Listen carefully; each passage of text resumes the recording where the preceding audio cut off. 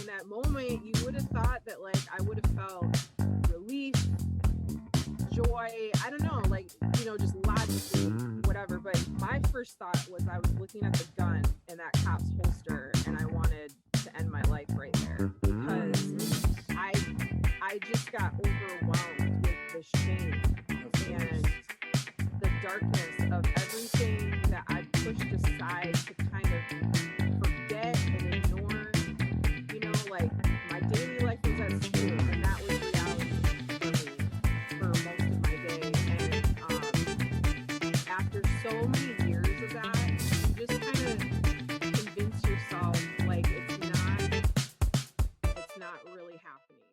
When Field to that area. Okay. I Yep. want to fast forward to high school. This is going amazing, by the way. Um, what happened? Like, I'm looking at that freshman picture. I can't share that picture with you. Unfortunately, I'll have to show it to you later. Maybe you remember it from sixth grade, or excuse me, from ninth grade. Um, and there's that girl again with the same smile again.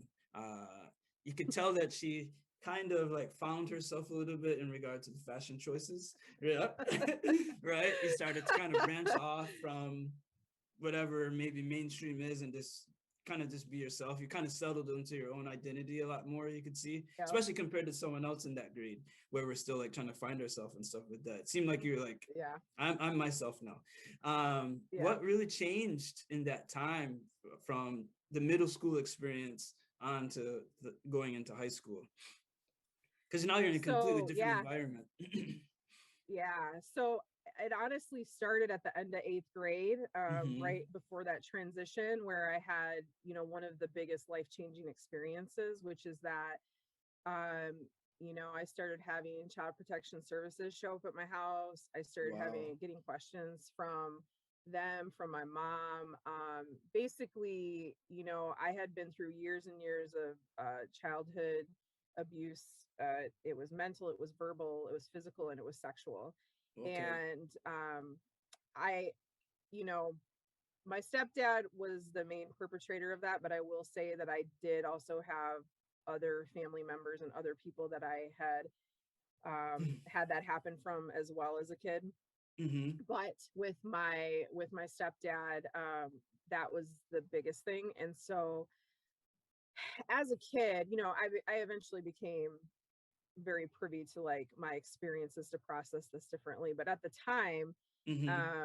having CPS come and ask me questions about stuff, I I kind of lied again. So that happy smile that you see was kind of what I was trying to project again, because I was trying to be like, why is this person asking me these personal questions? I don't know who this Hmm. is. I need to act like everything's okay. And so Hmm. I wasn't really honest. And when I became an adult and saw kids that were not honest in CPS interviews, I related and I understood it. I understood Hmm. that when you have been abused and you are being questioned by someone, like, you fear repercussions, you fear consequences, you fear, you know, greater abuse. And so there's a part of you that doesn't want to be honest about that. Hmm. So my mom was asking me more questions, child protection. And then all of a sudden, one day, my mom picked me up from White Pine and we went to a police station. Hmm. And at the police station, we were in a room and I just didn't know what was going on. I was very nervous. I was very anxious about like why I was there. I didn't at all have any sense that I did anything wrong. Okay. So that was good. But I was starting to get the sense that this had to do with like stuff that happened to me, but I had lived with it for so long and I had been threatened to believe that like no one was ever going to believe me. So it was kind of hard for me to believe that maybe this stuff was going to come out at this time, but it did. As I was sitting in that room, the Hmm. police officer proceeded to tell me that there was actual video, physical evidence of what had been happening to me for at least a period of time, that my stepdad was currently under arrest. He was going to be getting sentenced, and that whatever had been happening to me was done. And in that moment, you would have thought that like I would have felt relief, joy. I don't know, like, just logically, whatever. But my first thought was I was looking at the gun in that cop's holster and I wanted to end my life right there Oh my because goodness. I I just got overwhelmed with the shame Of and course. the darkness of everything that I pushed aside to kind of forget and ignore. Like, my daily life was at school and that was reality for me for most of my day. And after so many years of that, you just kind of convince yourself like it's not really happening. When you have Yeah, to I've heard live that with it, before. Yeah. your brain does something. I mean, I even actually blacked out a lot Hmm. during abusive I've heard this too. Yes. scenarios, dealt with depersonalization, type of things. And Hmm. you just, I don't know, I spent all my childhood just trying to be strong, trying to be a good kid, trying to be the kid that, just appears good and right on the outside, because my stepdad also blamed me for things that I didn't do. And so that was a part of why I wanted to excel as well, was Hmm. to not be found with any fault, to not be Hmm. found to be blamed for anything. So when all that happened, I didn't grab that cop's gun.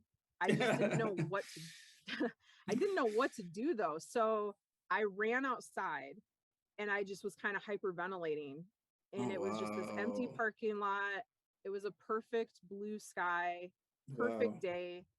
And I just felt so empty and so just like, I don't know what to do now. Like, all of this stuff is out. I don't know what to do, that people are going to know that this happened to me. What am I supposed to do with that?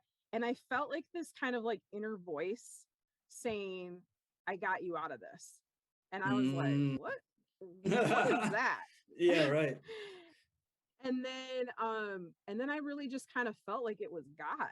Like, it was Hmm. God speaking to me in my spirit, just saying, like, I knew what was happening.